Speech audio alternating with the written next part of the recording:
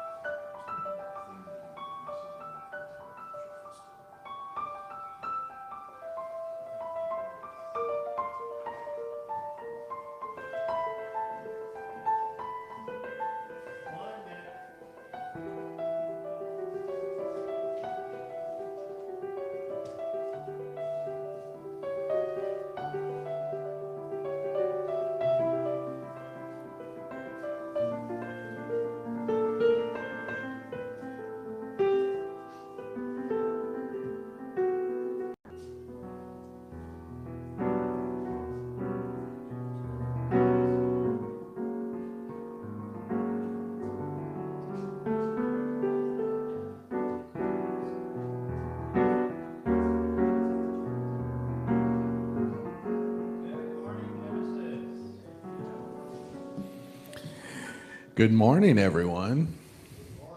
Welcome to Genesis Center for Spiritual Living. Please stand and sing our opening song, My Soul is Welcome Here.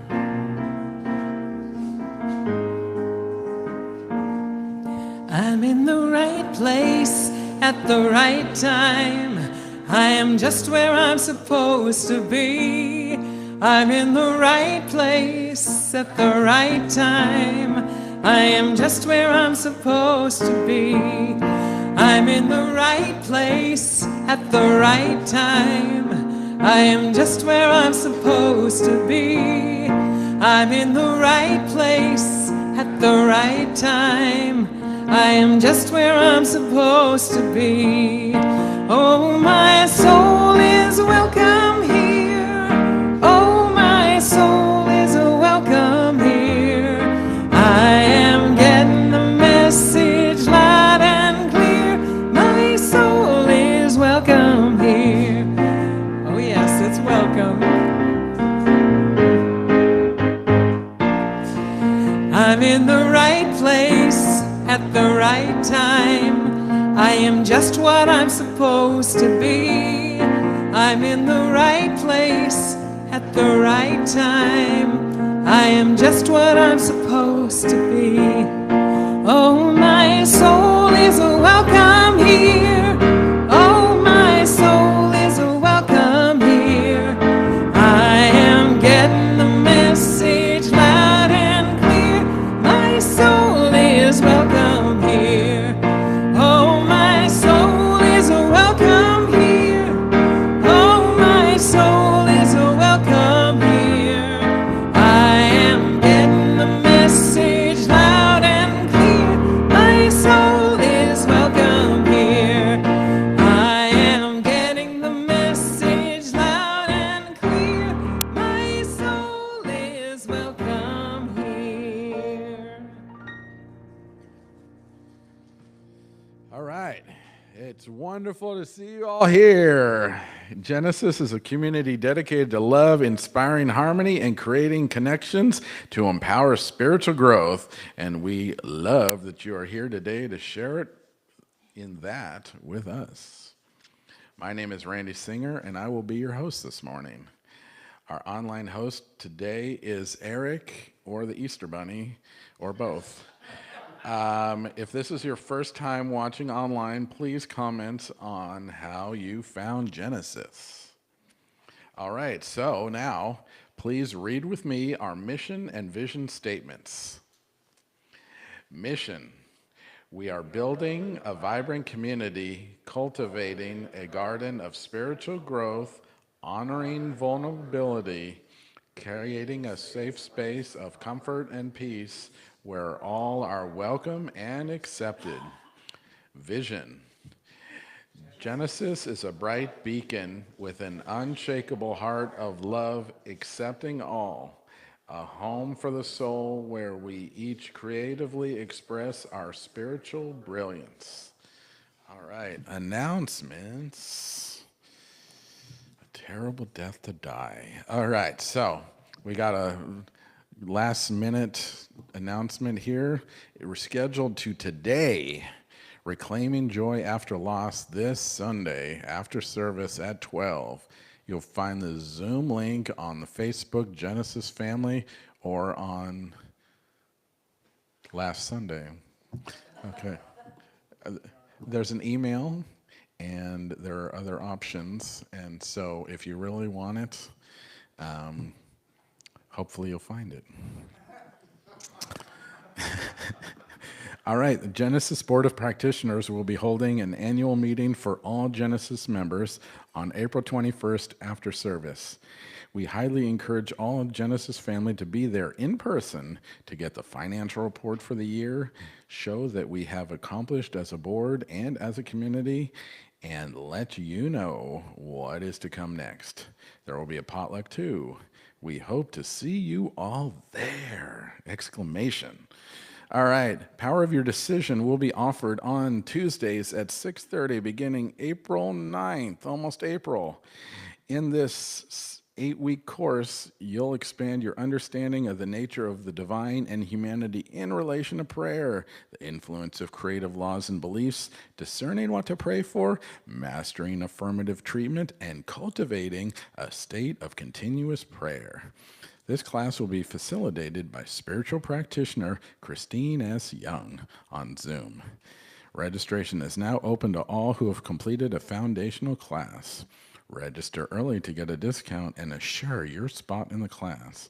For more information to register, go online at genesiscsl.org/education. Spiritual social action. Please take a moment to vote on the ideas on the board behind you, right back there. If you're not in here, show up sometime and scribble it down. Place a check mark with your initials on 3 of them. We will choose the top 3 to 5 ideas, then vote for one as a group again until we have the final project. Sounds like we're whittling down to the perfect ones. Christy Randolph is hosting a mindful eating group on Monday nights via Zoom from 8:30 to 9 p.m. The goals are to support each other on staying on our eating path, share successes, challenges, and eating hacks, and share favorite recipes. Connect with Christy here at service or email her at randolph.christykcase@gmail.com. All right, here's a good one. Join a care circle to connect with community, deepen spiritual growth, and create lasting friendships. Genesis Care Circles meet at least once a month in a member's home or via Zoom to do spiritual practice, share, care, and connect. Connect with Karen Williams via Facebook or at Studio 620 for more information. Today, book study will be after service. Starting in April, we will begin This Thing Called You by Ernest Holmes. All right. You still with me? All right. So now's a good time for if we have any first-time guests. If anyone is visiting Genesis for the first time, we'd love to meet you and learn how you heard about Genesis. I think I know all of yous. Okay. Is anyone okay? Do we have anyone online? All right. No one's online. It is family here for Easter, so it's an Easter family service, and that's cool. So now it's time for the meet and greet. Please stand and take a moment to greet those on either side of you.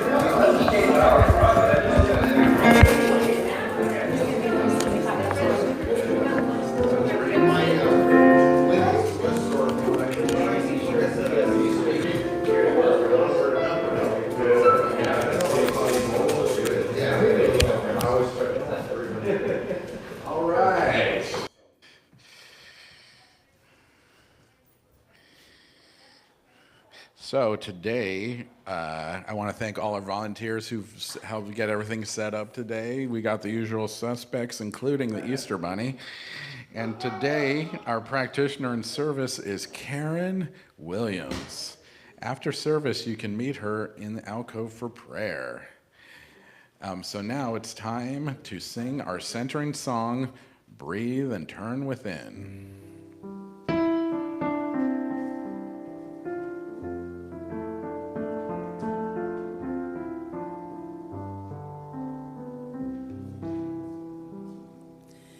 I breathe and turn within.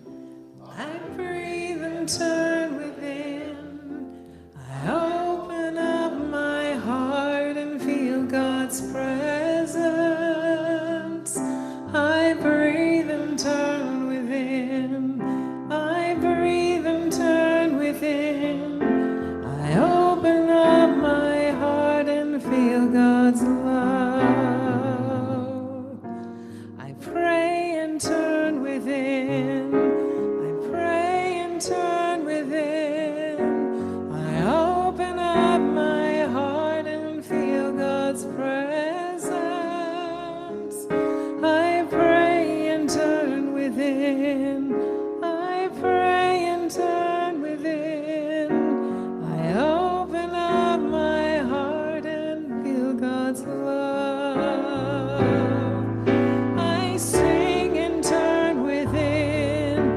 I sing and turn within. I open up my heart and feel God's presence.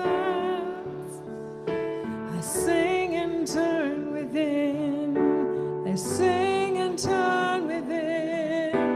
I open up my heart and feel God's love. I open up my heart and feel God's love. I open up my heart and feel God's love.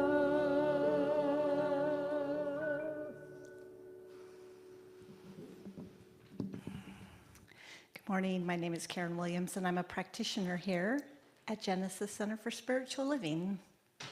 This morning, after that beautiful centering song, I'm going to use the gong as spiritual practice with our breath.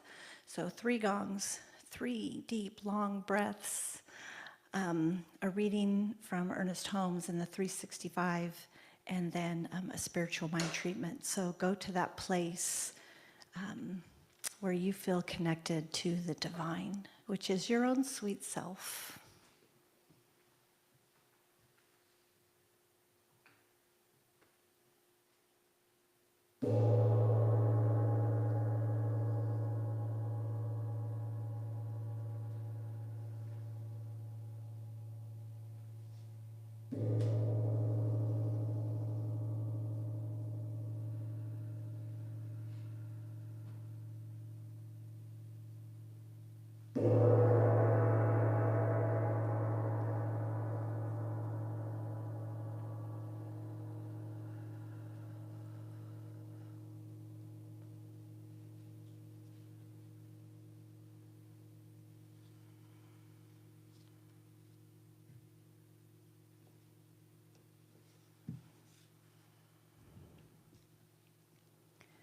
So the opening quote for today's reading is from John 10:10. It says, "I come that they might have life."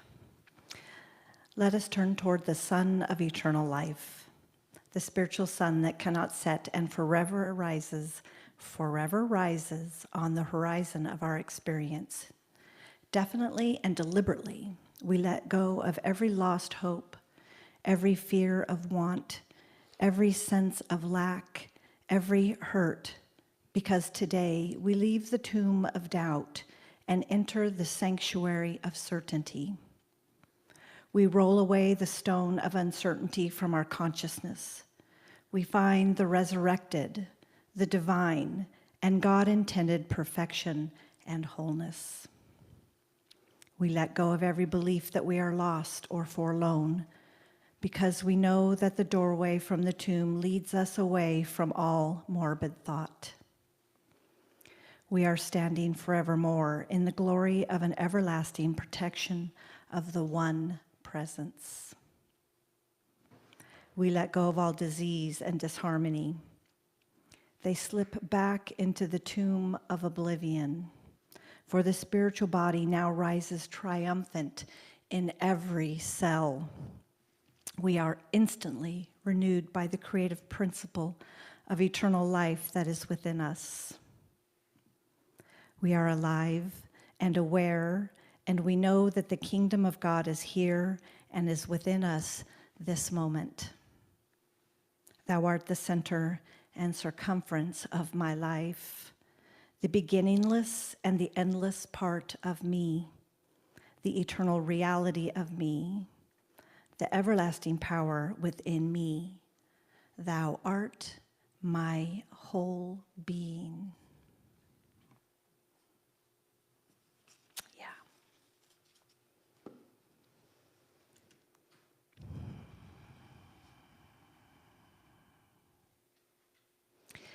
And so settling into the peace of that presence, allowing that power to rise up and fill our entire being, all of our senses, the senses that live within and the senses that live without. We are each of us whole and complete in this divine unifying presence.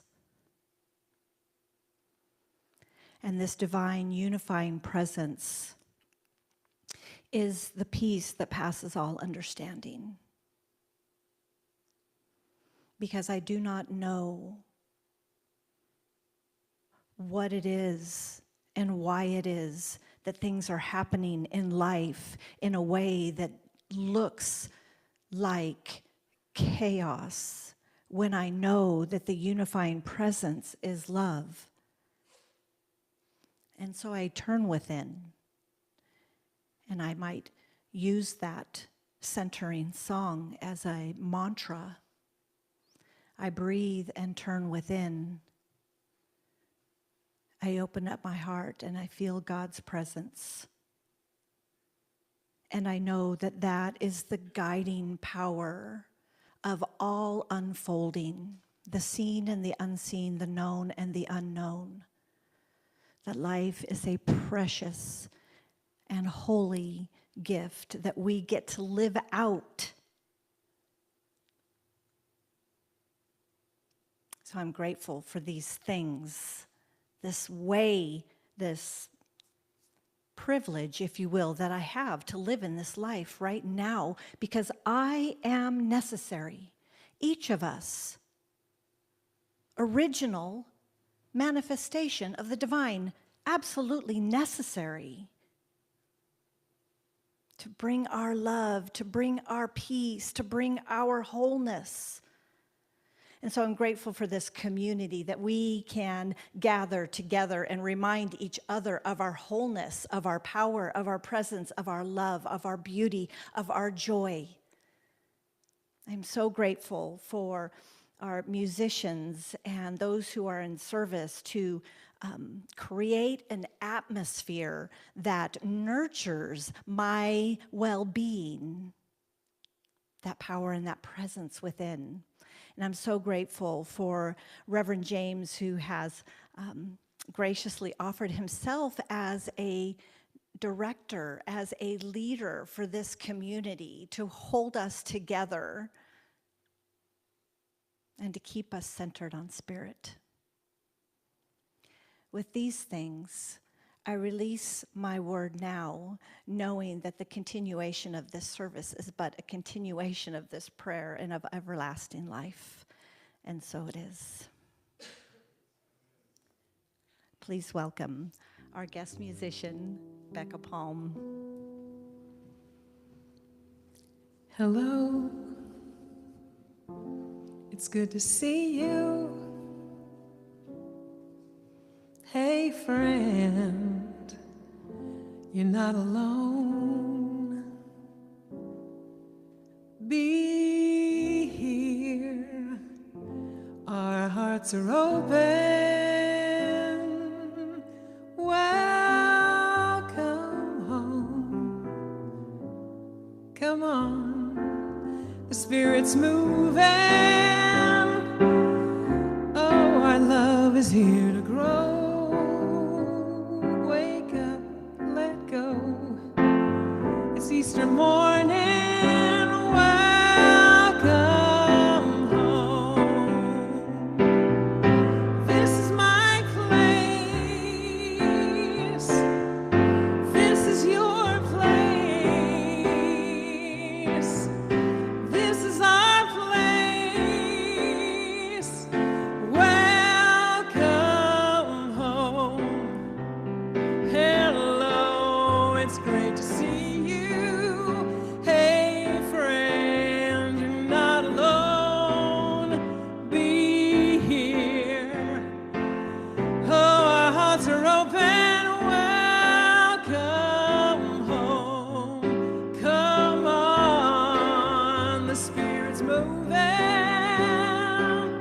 Our love, it's here to grow. Wake up, let go. Wake up, let go, and welcome home.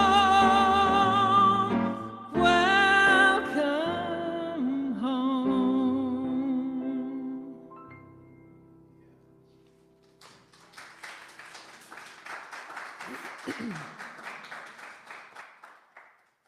Thank you so much, Becca. That's wonderful as always. Oh, thank you. So happy to be here. Happy Easter. So today we are, it's the last day of March, and so we're going to, it culminates our work in March, and this is going to be our affirmation today. I embrace infinite possibility as I live the love I am. I embrace infinite possibility as I live the love I am. I embrace infinite possibility as I embrace the love I am. So there it is. It's resurrected. We're actually going to talk about resurrections because this is how we evolve, is by letting go of the past and moving into the future. And we've had all kinds of examples of resurrections around this time. You know, I have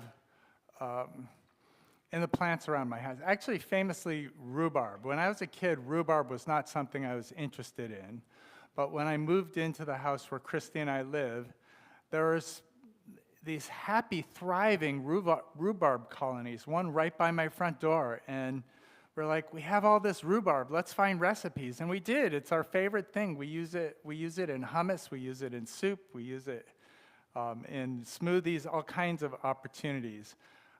And yet, this, usually it lasts through the winter, but when we had that stretch of 10-degree weather, it shriveled up and died. I was like, oh, I hope it comes back. And it did. It's like it's up and thriving, so it's back from the dead.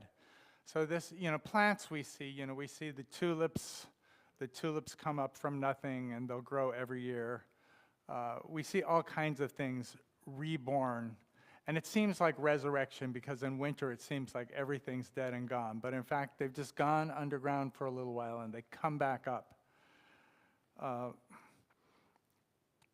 This month, in March, we've been talking about that's how we've never done it. We've awakened to the truth of our identity as divine humans, but that doesn't mean our journey's over. The work continues, the path leads onwards, and we don't want to go back to sleep. So don't go back to sleep.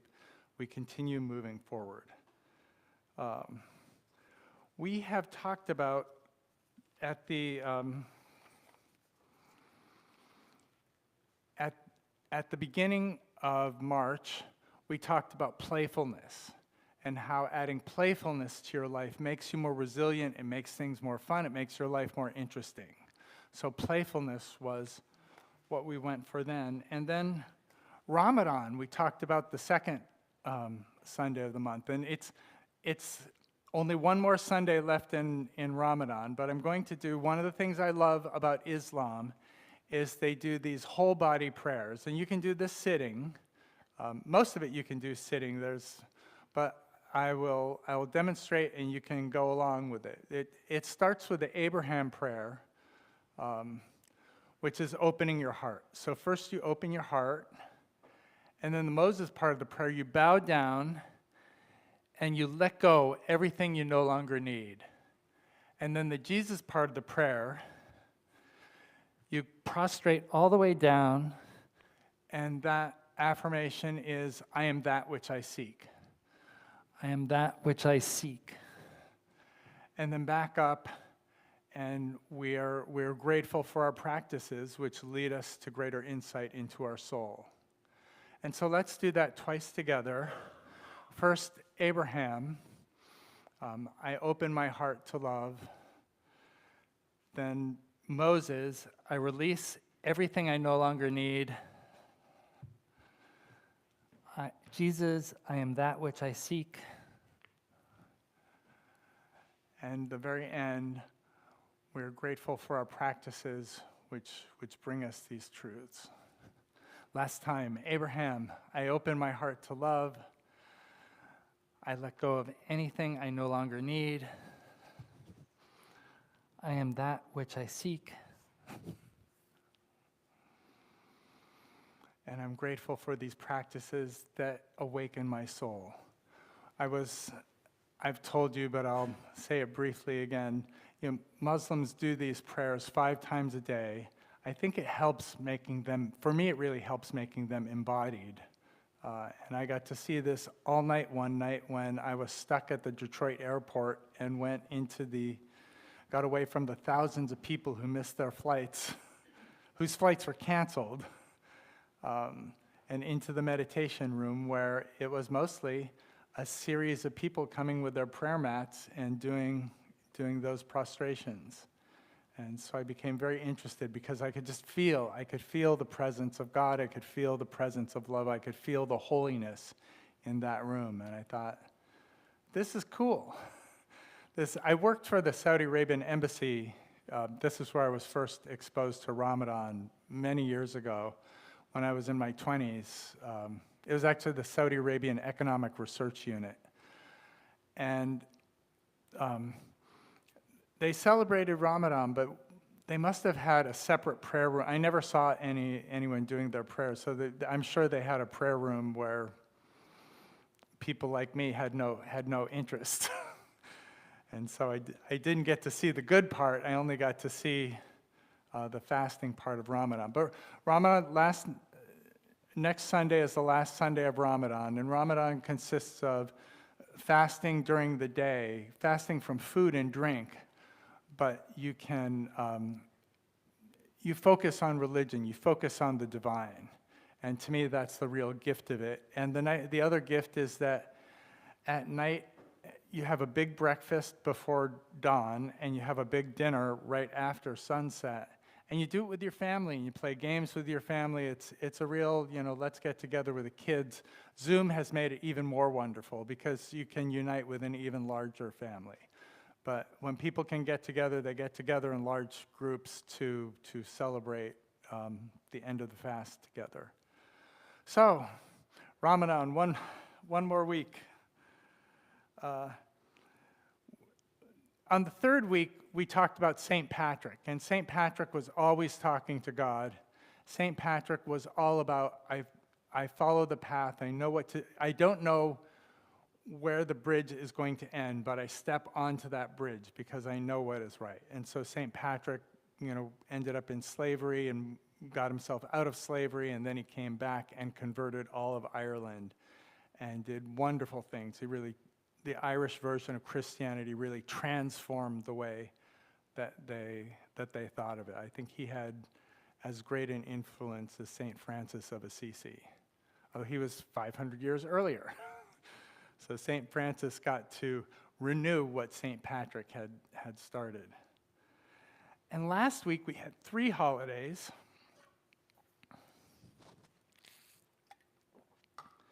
Because last week was about being grounded in the truth of who we are. And Purim is the Jewish holiday about Queen Esther, who hadn't told her husband she was Jewish, but when her people were in danger, she stood in the truth of who she was and saved her people. We talked about Holi, which is a Hindu holiday. It has a couple of meanings. The most fun one is the one and the one I was first familiar with, is where Krishna was embarrassed that his skin was blue, and his girlfriend Radha, she had normal color skin. So one day when he was feeling embarrassed, he threw colors on her so she'd have colored skin. And then she threw colors back at him. And then everybody started laughing and throwing colors. And so they showed that what is truly us is not involved in our skin color. It's our true selves is the joy, the laughter, the playfulness, the working together. And the colors are just for fun and variety and to look pretty. And Palm Sunday, I'm going to review a little bit of what happened on Palm Sunday. But Palm Sunday was where Jesus, at the peak of his ministry, decided to go into Jerusalem and was greeted by very large, enthusiastic crowds. And why he did that, we'll start in a minute. But I want to talk about, it's April Fool's Eve. So tomorrow's April Fool's Day. And it turns out that has to do with resurrection too. So the story we've heard about April Fool's Day is that we started celebrating it in the 1750s. In 1752, in most European countries, they subtracted 11 days from the calendar. The Julian calendar that Julius Caesar came up with 2,000 or 1,750 years before, was like losing a day about a day every century. And nowadays, when the century comes, we did it in 2000, we adjust the calendar so that we don't have that problem anymore. But they were 11 days off, and so just the months weren't aligning with the seasons and the planets. So when they did the 11 days, it was a lot of people were like, they stole my days! What happened? I'm sure some people lost their birthdays that year because it just jumped ahead and you missed 11 days. But in the way April Fools came from was in France when they did it. They found people who had not changed the calendars were celebrating the holidays on the wrong day. They were 11 days off, and so they referred to them as April Fools. And this comes from the French word poisson d'avril, April fish, because fish early in the season are considered to be not as wary of humans, so it's easier to catch them. But the resurrection theme of it comes from earlier, from Roman times. On the 1st of April, it was the commemoration of the resurrection of the goddess Sybil. And Sybil was the queen of all the gods, or she was the mother of all the gods. And at some point, she dies and then is resurrected, and everybody's happy. And what they called the celebration was Hilaria.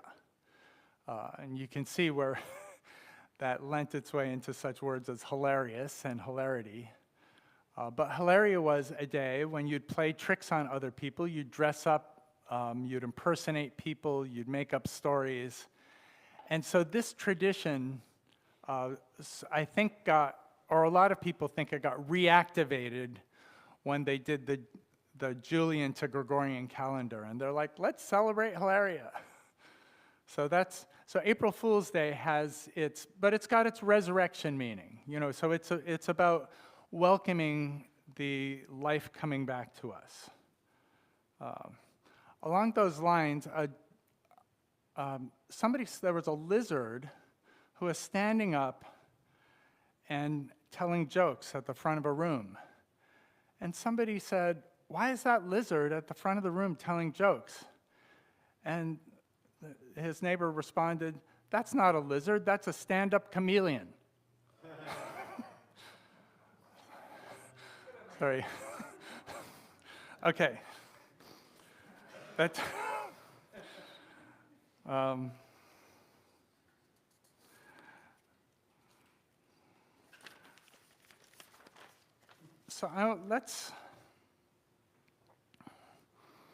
let's go into, actually before we go into Jesus' history, I want us to do like a couple minutes heart opening exercise, because as we know, our hearts are organs of spiritual vision, and this story gets a little grim. And so I just want us to have our hearts open so we don't have to, so we experience the grimness in the way that it's helpful. So let's, you can touch your hand to your hearts and just inhale into your heart. Exhale from your heart. And let's welcome the feeling of gratitude, of appreciation into your heart. Appreciation for a family member, a pet, a grandchild, our church, anything that makes you happy, anything that you're grateful for. And notice that feeling of gratitude, when it hits your heart, it expands and expands until it fills the heart and starts overflowing. And now you can feel it filling our entire bodies and shooting forth from our bodies, radiating from our bodies out and connecting to everybody in the room, everybody at home, everybody listening to or seeing this talk right now. And we know that love, that ease, that appreciation lives in eternity. It lives outside of time and space. So no matter when or where you are, you're in our field of love and appreciation right now. And from that love and appreciation, just notice that your heart is the organ of spiritual vision, and you can see the world through the eyes of your heart.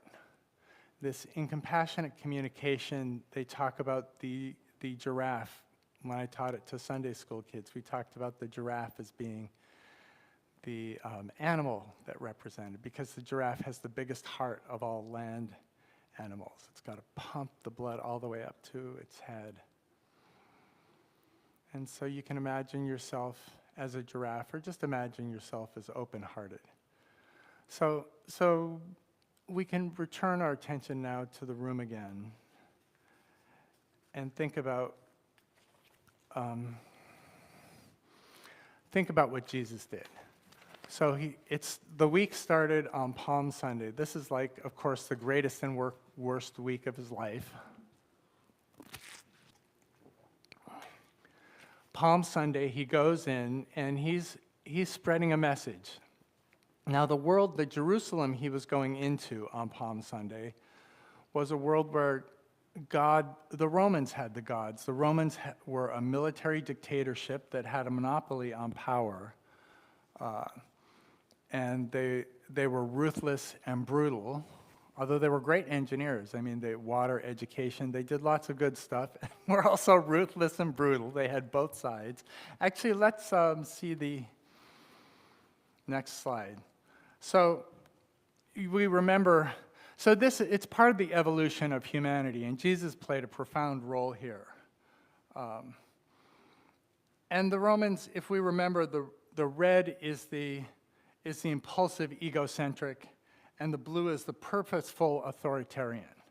And the Romans tried to be purposeful authoritarians. They were actually better at following rules than a lot of societies at the time. But the emperor was an autocrat. He was supposed to be controlled by the Senate, and really that was already starting to break down, at the time of Tiberius when Jesus was in power. So they had rules that you needed to follow, and if you didn't follow, they would just sometimes do just what the guy in charge wanted to do. So the religion the emperor was considered to be the Son of God. So that expression where Jesus is the Son of God, he actually got that from the Roman Empire. And he was using it to mock them. He's saying, you think you're the Son of God. No, I'm just a guy on a little donkey here. I'm the real Son of God, and so are we all.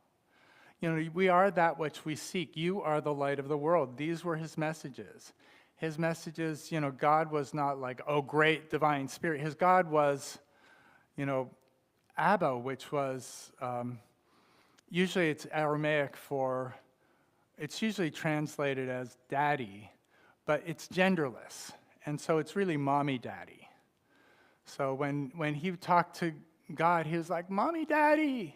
So this is like a loving God, an intimate God, a playful God was the God, and a God that empowers us, the God, you know, where God is within us.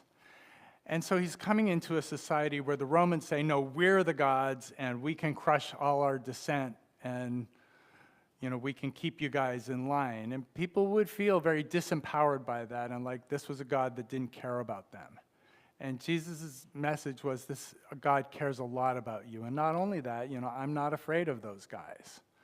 And so Jesus came in and he made, I mean, from a public relations point of view, it really worked.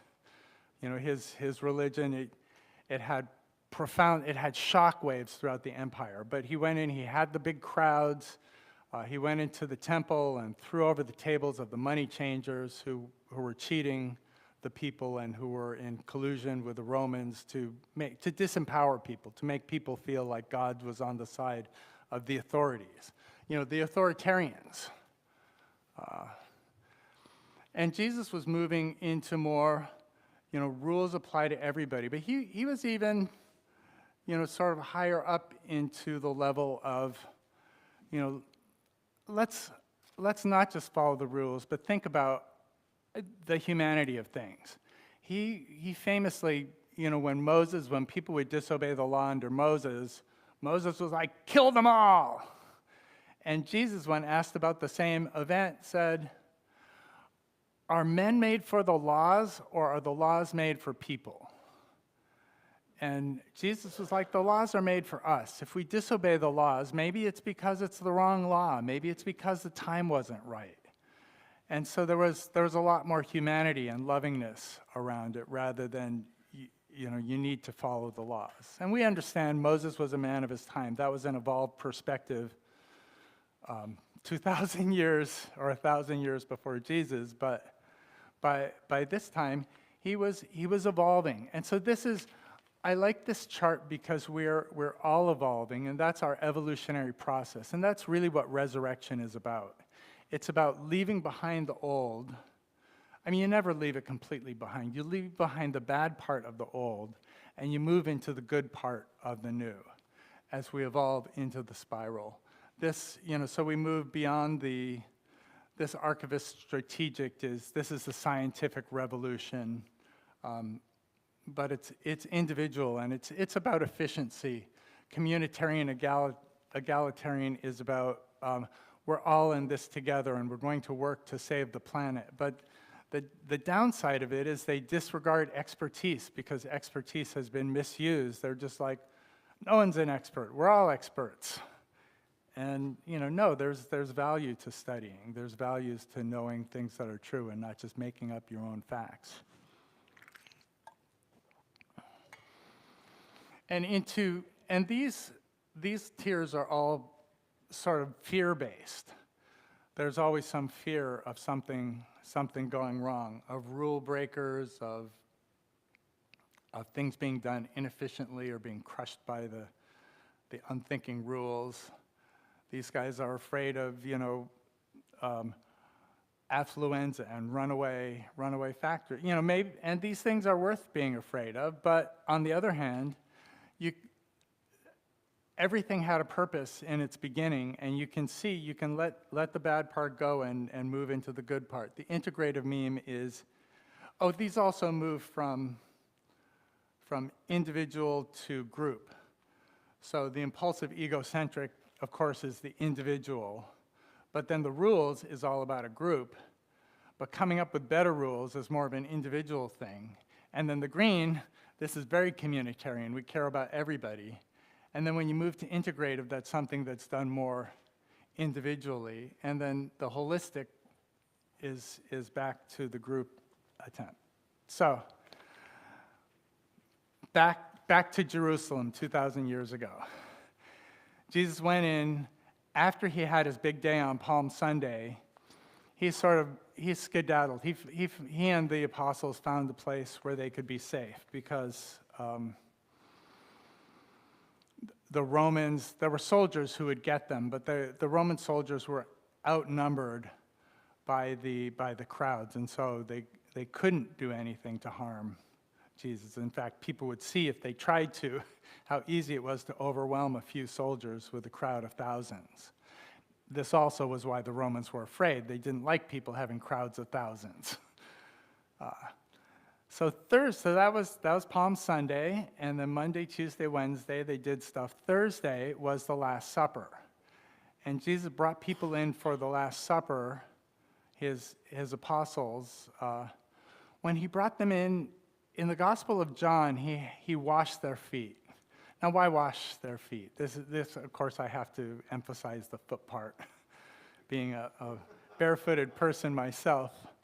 In Exodus 3:5, the burning bush said to Moses, "Take off your shoes, for this is holy ground." And ever since then, and Gideon also had to take off his feet. He got a direct commandment along those lines. All the priests, when they went to the Holy of Holies, had to do it barefoot because it was holy ground. In Matthew and Luke, Jesus sent out the apostles and sometimes the 300 barefoot with no money and no cloak to evangelize. When they came back, they said, "Master, even the demons fled before us." So there was something about the holy ground that Jesus was saying the whole world can be holy ground if you have the consciousness for it. Now, I don't think everybody needs bare feet for that. I sort of do, but that's a different story. But it is something that explains why Jesus was washing people's feet at the Last Supper. Peter famously said, "You can't wash my feet." And Jesus said, "Well, if I can't wash your feet, then you can't be a member of my group." Then he said, "Then wash all of me." She said, No, the feet will be good enough. So they had the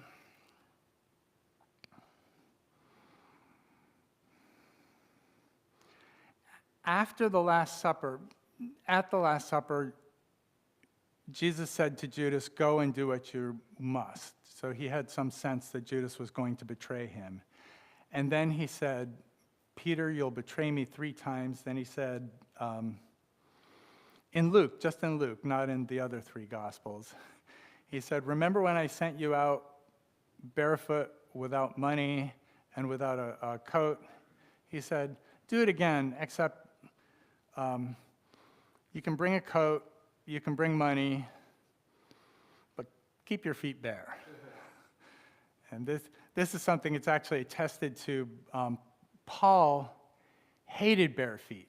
He thought he really just liked to wear sandals, but people didn't believe him at first when he went to preach at Christian churches. They're saying, "You're not a Christian, you're wearing shoes." So he's like, "Ugh." And he had to take off his shoes before he'd preach. They go, "Okay." So this story sort of carried on for a little while. They went to the Garden of Gethsemane, and at the Garden of Gethsemane, Jesus said, "A new commandment I give to you, that you love one another even as I have loved you." And so this is seeing the world through spiritual vision, through the organ of spiritual vision, through your heart. When you do that, you really get a different view of the world. And it also helps create the beloved community. You don't need the leader. It's group consciousness, and you're working together.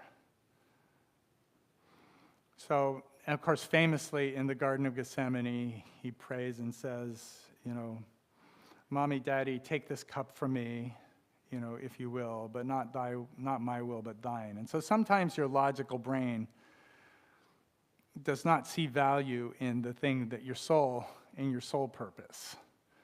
But we can move forward with that. Then, of course, he got arrested.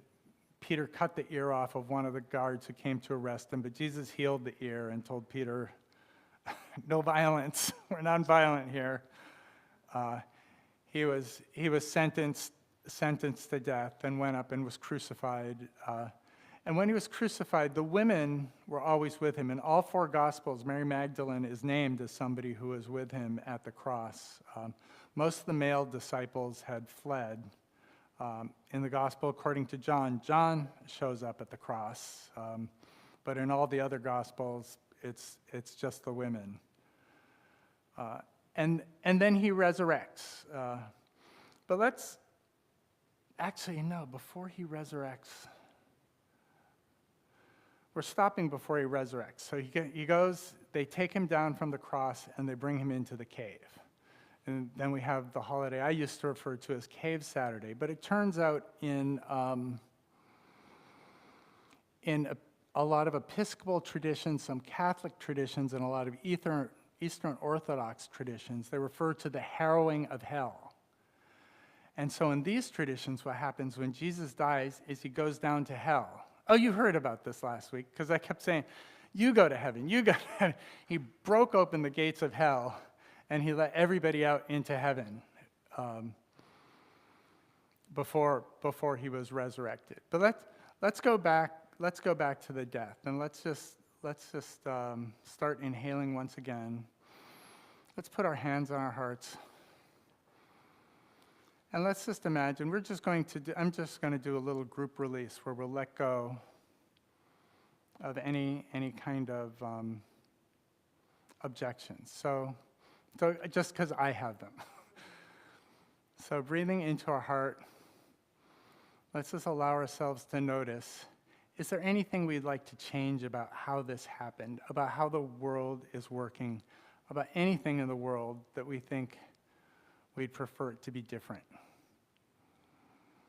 And let's just for a moment see this with spiritual vision. Let's just welcome this feeling of not wanting things to be that way. And now let's just let it go. Let's just let it sail away and move away from our consciousness. And now let's see if there's anything left of that not wanting things to be the way they are or were, or any other thing. And let's once again welcome that feeling of wishing it could be different, thinking it was the wrong thing. And let's just know that thought is completely welcome. And now we can just let it go. We can free it to its own destiny. The thought is just energy and does not need to occupy us. And now let's look for a feeling of wanting approval, wanting somebody outside of us to love us, wanting somebody to that. It's a feeling of sort of grasping. And let's just welcome that feeling of needing approval. And then let's just let that one go. And more and more. And see that one go away. And then we see ourselves, we can feel ourselves perfectly safe, loving and beloved, living in the world as it is, here and now, with our friends. And let's just open our eyes again. And we can bring ourselves to the resurrection. So in the resurrection, Mary Magdalene is considered the disciple, the apostle to the apostles, because she was the first one who saw Jesus resurrected, didn't recognize him, then told all the apostles. Peter especially said, "That's ridiculous." And then they all saw that, no, it's not. Here he is. And he had dozens of appearances among the apostles, among the disciples. One of the ones that I'm sure we will celebrate it. May 19th is Pentecost. Pentecost is 50 days after Easter. And this is the celebration of when, actually this was sort of a sad situation.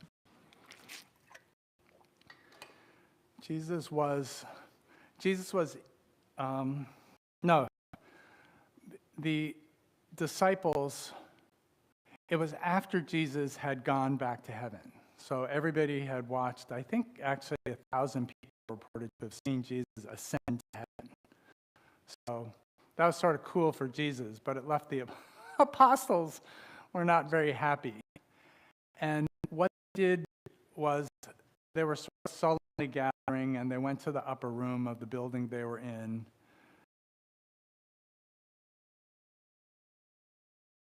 Spirit came upon them. And this is usually pictured as like a flame or an aura or halos on them. In fact, in the Midwest, in a lot of churches, my Sunday school classes, for example, little kids get headbands with flames coming off the top of their head to commemorate the Holy Spirit coming into us. And then they jump up and they're joyful. They're acting so hilarious at the time that people think they're drunk. And Peter says, no, we're not drunk. It's first thing in the morning. We're filled with the Holy Spirit. So this is what they did. This is the connection between April Fool's Day. You know, it's the hilarion. It's the hilarious that when the resurrection happens, we've dropped our old life. You know, and how many people, you know, have ever had a situation where you drop your old life and you resurrect yourself and you move into a new world, a new beginning, a new path forward. You know, this is our life. So this is the reason I talk about things that happened 2,000 years ago is it's Jungian depth psychology. The reason they held on to these stories and copied them was that they represent archetypal characteristics of the human psyche. And whether we believe that this is because we're all, I think it's a mixture of things. It's you know, we walk a path. We have one foot in heaven and one foot on the earth. You know, the way we behave is because of our human nature, because of our animal nature, because we're protoplasmic life forms on this wonderful planet, and because we are inspired, spark, filled with the divine. And the divine energy really helps us, you know, manifest the positive archetype, the positive energy within us. And so this is what the resurrection is about. It's about letting go of the old and blossoming to the new, moving into the new world, being able to let go. You know, in the Hindu God structure, you know, Shakti is the god of getting rid of the old, and Brahma is the god of creating the new, and then Vishnu is the god of the heart, of keeping it going. So we continue to embrace infinite possibility as we live the love we are. And I'm going to affirm for us that, you know, the universe, we live in a universe, in fact, God, the godness of the universe is full of infinite possibility, infinite love and infinite possibility, infinite loving possibility. And we know that this loving possibility fills every cell, it interpenetrates us, it covers every bit of humanity, every bit of you, and it is at our very core. And we know that there is one presence and one power in our lives and in the universe, infinite possibility and the love that we are.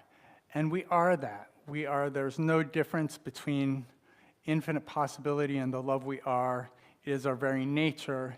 It is our very connectedness. Infinite spiritual principle tells us that this is us, that we cannot find a distinction between us and that. And we are grateful for the infinite loving possibility. We are grateful and we let it go. We know that spiritual law, we know that it is at our very core, and we release it and let it go, knowing the infinite possibility follows us wherever we are, and the love, we can embrace the love that we are. So let's say this a couple times together. I embrace infinite possibility as I live the love I am. I embrace infinite possibility as I live the love I am. And what we're going to do now, I'm going to read us a Rumi poem, which has always touched me, and I think helps keep me in the present. It helps keep me on the road, you know, of being divine and human. It's called Don't Go Back to Sleep. Rumi, of course, as you probably know, he was a Sufi university professor and poet who lived 800 years ago, and his poems address the deepest nature of ourselves and really help liberate the divine within us and help us live our best lives. The breeze at dawn has secrets to tell you. Don't go back to sleep. You must ask for what you really want. Don't go back to sleep. People are going back and forth across the door sill where the two worlds touch. The door is round and open. Don't go back to sleep. One more time. The breeze at dawn has secrets to tell you. Don't go back to sleep. You must ask for what you really want. Don't go back to sleep. People are going back and forth across the door sill where the two worlds touch. The door is round and open. Don't go back to sleep. So you can take naps. Don't go back to sleep. We can, so this is it. So I welcome you to bring joy into a resurrected world, to think about Hilaria and the resurrection of Sybil tomorrow during April Fool's Day as you look to see all the clever pranks people are leaving. I can ask you, why are people tired on April 1st? And it's because we've just finished a 31-day march. So now I'm going to, if we can have some prayer music, I'm going to have us look for your prayer card. It has a demonstration opportunity on one side. And if you can, I encourage you to write down any time any prayer has ever helped you or anybody you know, because the more you do that, the more powerful any of your prayers are going to be. It really helps anchor it. Because we live in the divine and the physical world, it helps anchor it in the physical world, writing down your demonstration. And then prayers. Your prayer can be anything. It can be something you want, something you already have, something for somebody else, something for the world. The prayers go to our practitioners who have a powerful process for bringing the divine energy into the prayer to help manifest them even more powerfully than we can do on our own. And so writing this down enables our practitioners to give it that power, to spike it with the divine, and to give you everything you need. And now I leave it to Becca.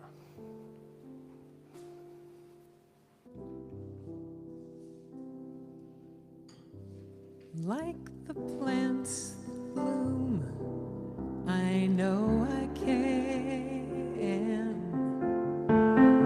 let go of the past and understand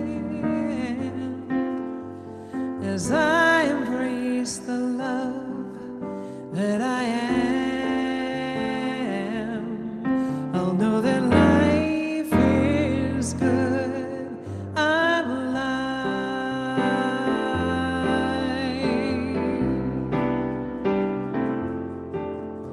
There's beauty in the colors of our skin.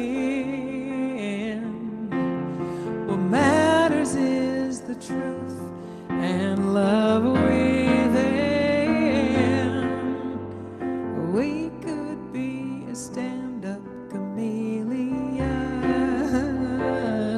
Sorry, I can only write as good as the sermon is. Life is good. We're alive. We welcome in the things that make us happy.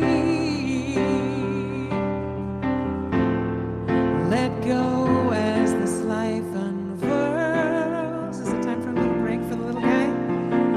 In the field of love, we see the truth. Each of us are the light of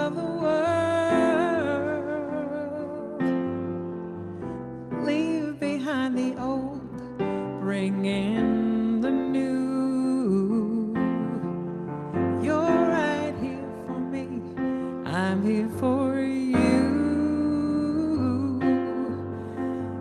And I would wash your feet if you'd just take off your shoes. Life is good, we're alive. Life is good, we're alive. Oh, life is good, we're alive.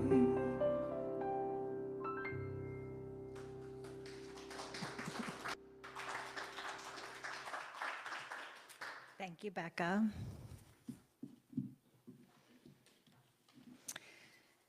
So we filled out our prayer cards, and now is the opportunity for us to make our offering to Genesis. We're on Facebook. Please visit our website at genesiscsl.org, or you can text your tithe to 20. So we'll take a moment to make our financial gift.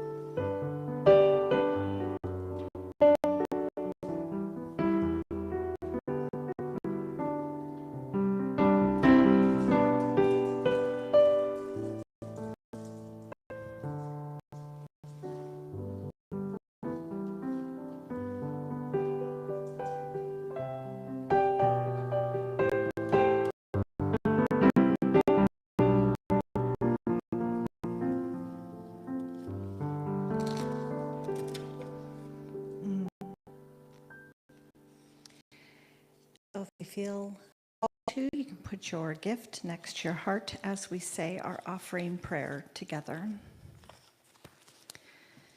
Divine love, through me, blesses and multiplies all that I am, all that I have, all that I give, and all that I receive, and I am thankful.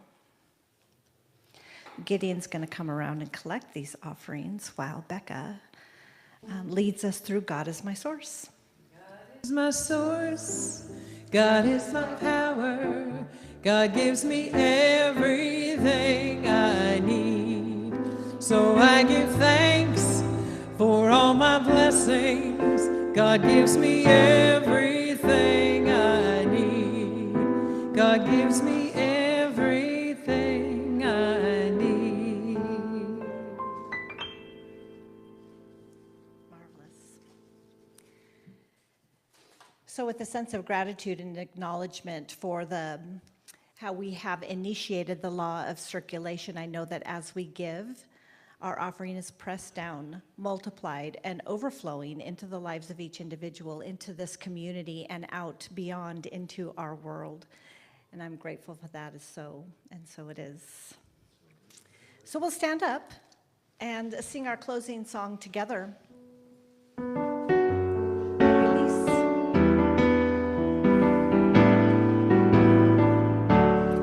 I release and I let go. I let the Spirit run my life, and my heart is open wide. Yes, I'm only here for God. No more struggle, no more strife. With my